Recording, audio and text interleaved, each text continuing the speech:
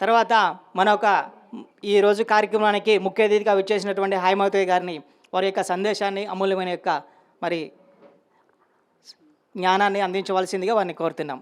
ఒకసారి గట్టిగా కరతాళ ధ్వనులతో మేడం గారికి మరి మన కోసం ఇక్కడికి విచ్చేశారు, వారిని మాట్లాడవలసిందిగా కోరుతున్నాం. జై శ్రీమన్నారాయణ. ఈరోజు చాలా సంతోషం, ఒక పండగలాగా ఉంది. మాట్లాడకపోతే మా మేడం కొడతారు, దగ్గరే ఉన్నారనమాట. తను ఒక అమ్మ అన్నమాట. నిజంగా చాలా సంతోషం ఈ గ్రామానికి రావటం. ఈ గ్రామం ఒక పుణ్యం చేసుకున్నదనమాట. అమలు అన్నట్టు భార్యాభర్తలు ఇద్దరూ కూడా కలిసి ఇలాంటి కార్యక్రమం చేయటం చాలా చాలా సంతోషం. నా పేరు డాక్టర్ చలమల హైమావతి, మానవ హక్కుల జాతీయ చైర్పర్సన్. గ్రామాల్లోకి ఇలా వచ్చాము అంటే ఒక 10 సంవత్సరాల కింద బ్యాక్ వెళ్ళిపోయింది. ఇందాక నడుస్తుంటే మాది ఆంధ్రప్రదేశ్ ఎన్టీఆర్ జిల్లా త్రిగూరు గ్రామంలో పుట్టాము. ఎక్కడో ఒక పల్లెటూరులో పెనుగొనలో ఒక గ్రామం పుట్టాము. ఆ గ్రామంలో పెద్దగౌడు మా తాతగారు. ఆ గ్రామంలో ఇట్లాగా కూర్చోబెట్టి మహిళలందరూ కూడా ఇలాగే ఉండాలి, ఎలా ఉండాలి మహిళ అనేది చిన్నతనం నుంచి మాకు నేర్పించారు. అక్కడి నుంచి మేము నేర్చుకున్నాము. తర్వాత ఎంతో కష్టపడి ఏదో ఒకటి మానవ సేవ మాధవ సేవ అని దాన్ని మేము తీసుకున్నాము. 11 సంవత్సరాలప్పుడు చిన్నప్పుడు మ్యారేజ్ చేశారు. అప్పుడు మాకు తెలియదు. పిల్లలు ఇంతే నా జీవితం, ఇంకా ఏదో ఒకటి చేయాలి, ఆడపిల్లగా పుట్టి ఆడపిల్లగా పోకూడదనే ఒక సంకల్పంతో కుట్టి శిక్షణ అనేది మేము తీసుకొని సుమారుగా 1,00,000 మందికి కుట్టు మిషన్ నేర్పించాను. ప్రతి గ్రామాలకు వెళ్ళి పేద మహిళలు పిల్లలుండి భర్త లేని వాళ్ళు ఆర్థికంగా ఎదగలేకోకుండా చాలామంది తప్పుడు మార్గాలు వెళ్తున్నారని అది ఎన్నుకున్నాను నేను. ప్రతి గ్రామాలకు వెళ్ళి ప్రతి పంచాయతీ ఆఫీసులో ప్రతి పెద్ద గ్రామం ప్రెసిడెంట్ని పట్టుకొని ఆ గ్రామం మొత్తం చాటింపు వేయించి అందులో అందరినీ కుట్టి మిషన్ నేర్పించి వచ్చేటప్పుడు కూడా అక్కడ బ్యాంకుకి సంబంధించింది లోన్ పెట్టించి మిషన్లు ఇప్పించి ఆ స్కూల్ డ్రెస్సులు ఇప్పించి, అంటే నేను వచ్చిన తర్వాత కూడా 40 రోజులు కోచింగ్, నేను వచ్చిన తర్వాత కూడా లైఫ్ లాంగ్ వాళ్ళు పని చేసుకోవాలని అలా ఇప్పటం జరిగింది. ఆ తర్వాత కొన్ని ఏసీ కుటుంబాలు చాలామంది సత్తిపల్లి చివరన ఉండే, ఇంత క్రితం 2016లో ఉండే కుటుంబాలు. ఆ కుటుంబాలకి కుట్టు మిషన్ ఎందుకు లేట్ అవుతున్నారమ్మా అంటే, అప్పుడు మా భర్త ఏదించుతున్నారమ్మా ఇట్లా సంగతి, ఒంటి నిండిని ఒక బీడీ కాల్సిన ఘాట్లు, ఒక మహిళకి ఎలా ఉండకూడదో అలా కాల్సిన ఘాట్లను చూశాను నేను. అవి నాకు చాలా బాధ అనిపించింది. అప్పుడు ఆ గ్రామంలో మన ఎస్పీ గారిని కలిస్తే, మేమేమి చేయలేమమ్మా, మహిళగా మీరు చేయొచ్చు అన్నారు. వాళ్ళందరినీ కూడా గుడిసెలు కాలబెడితే మేము ఎలా బతకాలి అంటే, అక్కడ వాళ్ళందరికీ కూడా కుట్టు మిషన్ నేర్పించి, అప్పుడు తుమ్మల గారు ఉన్నారు, వారితో 250 ఇళ్ళు కట్టించాము వాళ్ళకి.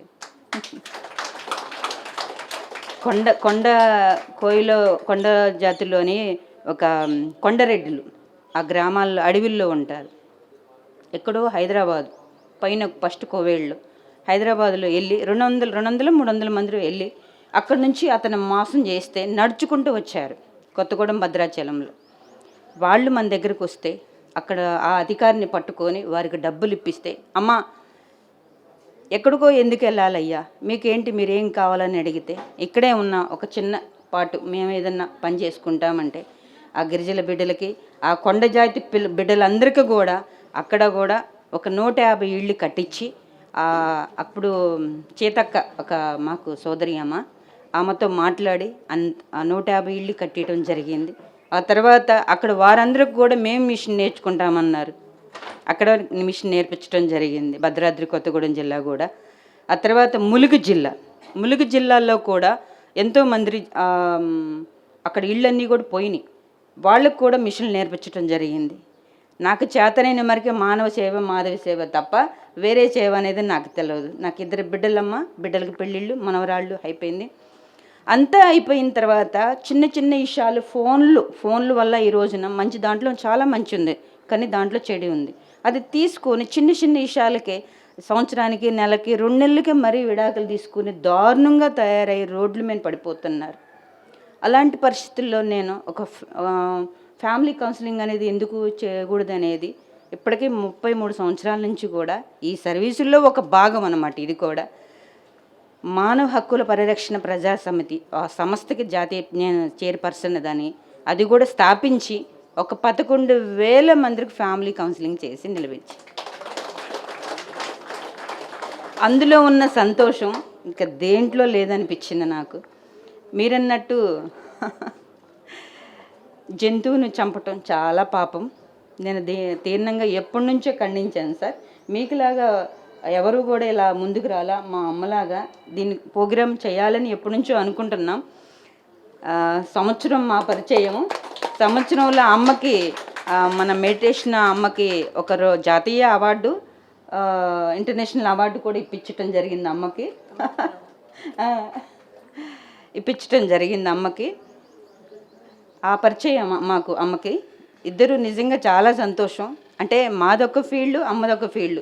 ఏది ఏమైనా సరే మానవ సేవే, అందరం చేసేది కూడా అదే. కాకపోతే ఏంటంటే అందరం కూడా ఒక్కరు నడిస్తే బాట కాదు, అందరూ నడవాలి. కానీ అందరి కోసం ఆగకూడదు. ఎవరి బాట వాళ్ళు నడుస్తూ ఉంటుంటే ఆటోమేటిక్గా మనం నడుస్తాం. ఇందాక ఒక జెండా పట్టుకొని మనం అందరం వెళ్తున్నాము. అందరం లైన్కి వెళ్తే ఎంత నిండుగా ఉంది, ఒక్కరు వెళ్తే ఎలాగుంది. అలాగే అందరం కలిసిమెలిసి పని చేసుకుంటే చాలా మంచిదని నా ఆలోచన. దానికి ఫస్ట్ మా ఇన్ని సంవత్సరాల కష్టం. ఏ వయసులో అయితే మనకి ప్రశాంతం కావాలి, ఇప్పటిదాకా పిల్లలు ఇల్లు కట్టుకోవటం, ఇంకా అమౌంట్ సంపాదించటం, ఇంకా పిల్లలు మ్యారేజ్ చేయటంలోనే మన జీవితాలు అయిపోయినాయి. ఇప్పటికైనా ప్రశాంతం ఏది అంటే ఇదొక్కటే. లాస్ట్కి చనిపోయితే ఆ పరమాత్మను చేరుకునేది ఏంటంటే ఇదొక్కటే. కాకపోతే ఏంటంటే నాకు తెలవకోకుండే నేను ఆటోమేటిక్గా ఆ సేవలోకి వెళ్ళిపోయాను. ఈరోజు నాకు ఏదైనా చిన్న కష్టం వస్తే నేను పొందిన ఒక 33 అవార్డులు తీసుకున్నా. ఆ అవార్డులన్నీ చూసుకుంటాను. అమ్మ నేనేనా ఇంత కష్టపడింది అని. ఏ రోజు తిన్నానో ఏ రోజు తినలేదో నాకు తెలియదు. మా పుట్టిళ్ళన్నీ పంచాయతీ ఆఫీసులోనే జరిగిపోయినాయి. ఒక ఫ్యామిలీని నిలబెడితే ఫస్ట్ అన్నిటికడికి నాకు తెలిసింది చెప్తున్నానమ్మా. ఒక ఫ్యామిలీని నిలబెట్టిన రోజున అందులో చాలా సంతోషంగా హ్యాపీగా వెళ్తే ఆ రోజు భోజనం కూడా తినబుద్ధి అవ్వదు. అంత సంతోషం నాకు. ఎందుకంటే అంత అందమైన రమగారిలాగా ఇల్లు కట్టుకున్నారు. ఆ కుటుంబం, బిడ్డలు, భార్య భర్తలు ఎంత నిండుగా ఉన్నారమ్మా, ఎంత నిండుగా ఉన్నారు. ఆ ఇల్లు, ఆ పిల్లలు, తర్వాత ఏ పైనైనా సరే నాకు తెలిసిన పని అది. అందులో ఉన్న సంతోషం మామూలుగా ఉండదు. 2 కుటుంబాలను కూర్చోబెట్టి, 2 పిల్లల్ని కూర్చోబెట్టి ఏమిటి మీకు సమస్యలు, అసలు రానున్న భవిష్యత్తు ఏంటి, ఇప్పుడున్న కొన్ని కేసెస్ చూస్తుంటే చాలా బాధేస్తుంది. చాలా మొన్న రీసెంట్గా ఇప్పుడు మాట్లాడుతున్న మేడం ఇంట్లో కూడా ఒక కేసు వచ్చింది. భార్యాభర్తలు మ్యారేజ్ అయిపోయింది, భర్త చనిపోయాడు. ఆ తల్లి భర్త చనిపోయాడని బిడ్డలను వదిలేలా ఎంతో కష్టపడి 30 సంవత్సరాలు పెంచిందని. 2 బిడ్డలు, అబ్బాయి అమ్మాయి. ఇది అందరికీ తెలవాలి. అంటే మీకు మ్యాక్సిమం తెలుసు, నేను చెప్తాను. ఇప్పుడు రీసెంట్గా వచ్చింది నాకు ఈ కేసు.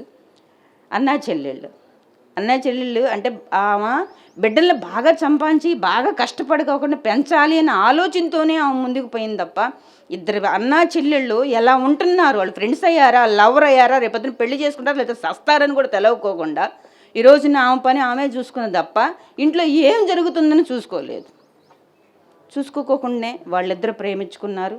వాళ్ళిద్దరూ చచ్చిపోయే పరిస్థితికి వచ్చారు. ఆ పిల్లలిద్దరూ ఏమవుతారు, చేసుకుంటే పిల్లలు పుడితే పిల్లలకి ఏమవుతారు, అసలు ఈ తల్లి ఏమైంది, తల్లి ఇన్నాళ్ళు పెంచింది ఏం చేయాలని. అందుకని కుటుంబాన్ని ఫస్ట్ చూసుకోవాలి. కుటుంబం ఏం చేస్తున్నాం, మన పిల్లలు ఏంటి, భర్త ఎక్కడికి వెళ్తున్నారు, మన బిడ్డలు ఫోన్లో ఏం చేస్తున్నారు, మనం ఏం చేస్తున్నాం, అసలు ఈ సమాజానికి ఏదో చేయకపోయినా బాధలేదు. కానీ తల్లి మన కుటుంబానికి మనం చూసుకుంటాం చాలా అవసరం అనేది నేను చెప్తున్నాను. ఎందుకంటే అన్ని చూస్తుంటే ఎంత భయంకరం అంటే ఎంత భయంకరం. ఆ బిడ్డలతో మాట్లాడిన తర్వాత ఆ తల్లి ఏం చేయాలి, ఆ తల్లి చచ్చిపోవాలా, పిల్లల్ని చంపాలా, అట్లనే మ్యారేజ్ చేయాలా, అట్లనే చంపేయాలా. భర్తకు దూరమై 30 సంవత్సరాలు అయితే 30 సంవత్సరాలు కంటికి రెప్పగా బిడ్డలను చూసుకున్నాక బిడ్డలు ఇలా చేస్తే ఏం చేయాలి. మాట్లాడిన తర్వాత మేమిద్దరం చచ్చిపోవడానికన్నా సిద్ధంగానే మేము విడిపోము అన్నారు అన్నా చెల్లెళ్ళు. వారిద్దరిని అమెరికా పంపించి ఆ తల్లి అలా ఉండిపోయింది. అంటే ఆ తల్లికి భర్త తోడు లేదు, బిడ్డలు తోడు లేడు, చూసినా అమ్మ, అది ఎంత భయంకరమైనది చెప్పండి. ఇంకా ఏ మెడిటేషన్లో కూర్చుంటే ఆమెకు మనశ్శాంతి రావాలి సార్? అందుకనే ఫస్ట్ కుటుంబం అమ్మ, కుటుంబాన్ని జాగ్రత్తగా చేసుకోండి. ఫస్ట్ మన ఇంట్లో ఇల్లు ఊడ్చామా, బట్టలు ఉతుక్కున్నామా, అవి కాకుండా ఫస్ట్ మన పిల్లలు ఏం చేస్తున్నారు, మన పిల్లల్ని ఎంత బాధ్యతగా పెంచుతున్నాం.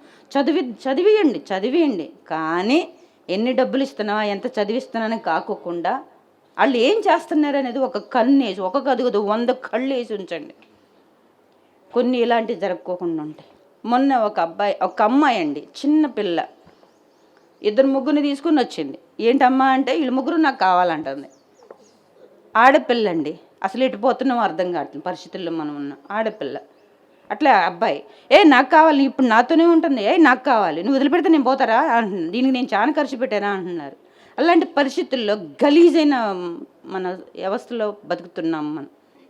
ఒక 5 ఏళ్ళు బాబు, వాడు ఏం చేశాడు, భర్తతో కోపం అయితే భర్త తిడిపోవచ్చు కదా, వాడిని చంపేసి మూట కట్టేసింది ఒక సీఏ, ఏదో ఒక ఆఫీస్ కట. దేనికంటే చదువు, దేనికంటే ఆ సంస్కారాలు నా చదువు. అలా చెప్తే చాలా అంటే మేముండే ఫీల్డ్ కాబట్టి నాకు బాధ అనిపించి, అందరూ అమ్మలే ఉన్నారు ఇక్కడ, అందరూ నాన్నలే ఉన్నారు, అందరం పెద్దవాళ్ళే ఉన్నాయి, చిన్నపిల్లలు ఎవరూ లేరు ఇక్కడ. అంటే కొన్ని విషయాలు అంత భయంకరమైన ఇంకా చాలా ఉన్నాయి. విలువైన టైం అనేది మనం ఇవ్వాలి కాబట్టి చెప్పటల్లా చాలా వస్తున్నాయి కొన్ని కేసెస్లో. దయచేసి ఫస్ట్ మన కుటుంబాన్ని ప్రేమించుతాం, మన భర్తని ప్రేమించుతాం. ఈ రోజున ఇంట్లో ఒక ఆయన ఉండాలి, బయట ఒక ఆయన ఉండాలా? అవసరమా అమ్మ? ఒకప్పుడు మగవాళ్ళు చేశారు, ఇప్పుడు ఆడపిల్లలు కూడా చేస్తున్నారు. ఎందుకు చేయాలమ్మా? అది ఎక్కడి నుంచి వస్తుంది? మన ఒక తల్లి ద్వారానే వస్తుంది కదా. ఇప్పుడు అమ్మ అన్నారు ఇందాక, 50 ఏళ్ళ నుంచి చెబుతున్న మెడిటేషన్ ఇప్పుడే కావాలంటే ఒక అమ్మ అన్నారు ఇందాక, లేదు చిన్నప్పటి నుంచి రావాలి అమ్మ అన్నారు. కానీ చిన్నప్పటి నుంచి మనం ఒక బిడ్డని సక్రంగా పెంచితే ఇవన్నీ కావాలమ్మా మనకి? చెప్పండి. ఇవన్నీ లేదగా ఇలాంటి పెద్దవాళ్ళు ఎంత కష్టపడుతున్నారు, 10 సార్లు చెబుతున్నారు మనకి, మారండి అని. ఒక మొక్కలోంచి చిన్నప్పటి నుంచి మన కుటుంబంలోంచి అప్పుడే మెడిటేషన్ నేర్పండి, అప్పుడే చదువులు నేర్పండి, అప్పుడే సంస్కారం నేర్పండి. తల్లిని ఎలా గౌరవించాలి, తండ్రిని ఎలా గౌరవించాలి, రేపు రానున్న భవిష్యత్తులో నా కుటుంబం, నా పిల్లలు ఎలా ఉండాలి అనేది పెంచండి. పక్కవారితో ఎలా ఉండాలి, మన బిడ్డలతో, అక్క చెల్లెలతో, అమ్మ నాన్నలతో ఎలా ఉండాలనేది మనం నేర్పితే బాగుంటుందని నా ఆలోచన అమ్మ. దయచేసి ఇప్పుడు తల్లిదండ్రులు ముసలి వాళ్ళు, ఇప్పుడు అమ్మ అన్నట్టు చిన్న వయసు అమ్ములు, అంత చిన్న వయసులోనే అంతమందిని అనాథలు పెంచాలా? అసలు అనాథలు ఎక్కడి నుంచి వచ్చారు? మన ద్వారా రాలా? ముసలి వాళ్ళు ఇప్పుడు మా దగ్గర ఉన్న ఒక 15 మంది ఉన్నారు, అందరూ ముసలు, 70 ఏళ్ళు, 80 ఏళ్ళు, 110 ఏళ్ళు మేము బతుకుతామా? అందులో సగం కూడా బతుకుని చచ్చిపోతాం.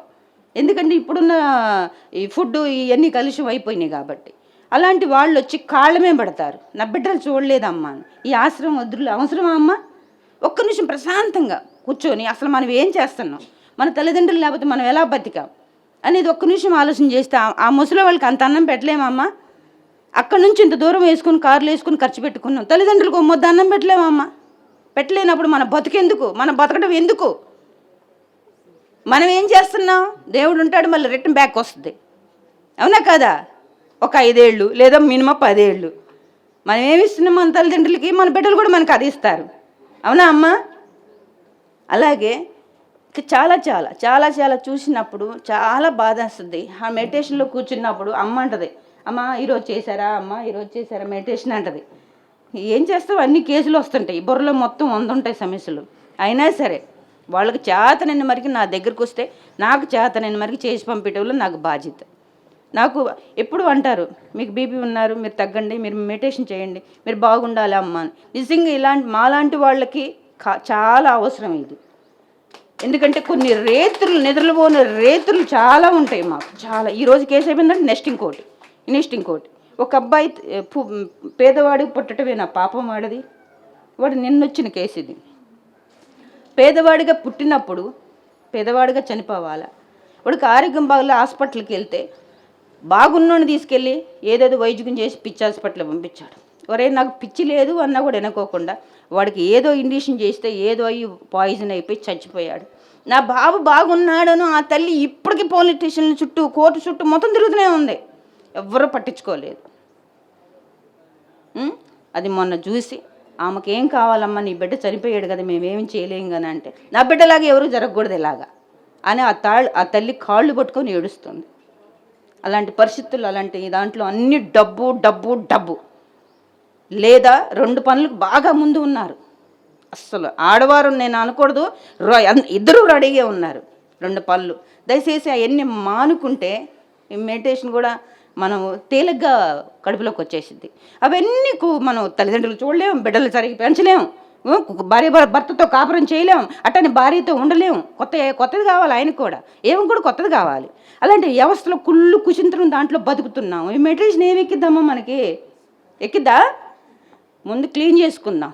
ఇల్లు ఎలా పట్టిందో, మనం ఎలా చేసుకున్నాం, మన బాడీకి ఎలా స్నానం చేసి మంచి చీర కట్టుకుంటామో అలాగే మన మనసుని కూడా క్లీన్ చేసేసుకొని మొత్తం కూర్చుంటేనే ఈ మెడిటేషన్ ఎక్కిద్దని నా ఆలోచన. ఇవన్నీ కూడా చాలా బాధ. చాలా చాలా కేసెస్ ఉంటాయి, చెప్పుకోవాలంటే చాలా టైం ఉంది. మీరందరూ భోజనం టైం అవుతుంది, అందరూ కొంచెం పెద్దవారు ఉన్నారు. నిజంగా ఒక ఆలోచన ఒక మనిషికి రావటం, ఇలాంటి గొప్ప ఆలోచన, ఇంతమంది బీపీలతో షుగర్లతో తొందర చచ్చిపోకూడదని ఒక అమ్మ ఇలాంటి ఆలోచన తీసుకొని తన జీవితం కూడా, ఇందాక అన్నారు ఆమెకి ఏం అవసరం అండి, మంచి ఎంప్లాయ్ భార్య, అవునా కాదా? ఏసీ గదిలో ఉండొచ్చు, ఏసీ కారులో ఉండొచ్చు, ఆ చెత్త తీసుకొచ్చి ఆ పిరమిడ్ కట్టాలని ఒక ఆలోచనలో, ఎంత గొప్ప ఆలోచన చెప్పండి అమ్మా. ఆ చెత్త తీయాలా, ఆమెకి ఏం అవసరం? అలాంటిది అంటే నేను చేయాలి ఇది అంటే 10 మందికి రేపు పొద్దున్న రానున్న భవిష్యత్తులో నేను ఉపయోగపడాలి, 10 మంది ఇంకా బతకాలి ఆ నేళ్ళలో ఒక ఆలోచనతో చేసే ఒక మంచి మనసుకి అమ్మ చాలా చాలా నీకులాగా గొప్ప ఆలోచన, గొప్ప మనిషి, ఒక నిజంగా ఇద్దరు భార్య భర్తలు కూడా చాలా మంచివారండి. అమ్మ ఏదంటే సార్ కూడా అదే అంటారు, దానికి వ్యతిరేకం కూడా చేయరు. బిడ్డలు ఉన్నారంటే ఆని ముత్యాలు, అమ్మ కుట్టెమ్మ. నిజంగా చాలా సంతోషం.